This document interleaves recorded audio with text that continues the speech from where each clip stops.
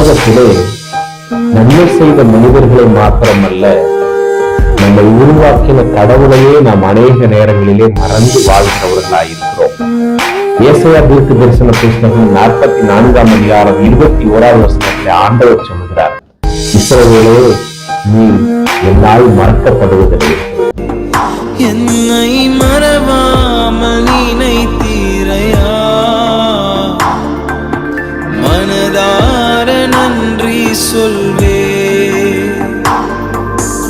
இரவும் பகலும் என்னை நினைந்து இதுவரை உதவினீரே. இந்த உலகத்திலே நாம் எல்லோரையும் மறந்து போகலாம், ஆனால் ஆண்டவர் நம்ம எப்பொழுதும் மறக்கவே மாட்டார். அவர் நம் நினைவாய் இருக்கின்றார். May God bless you.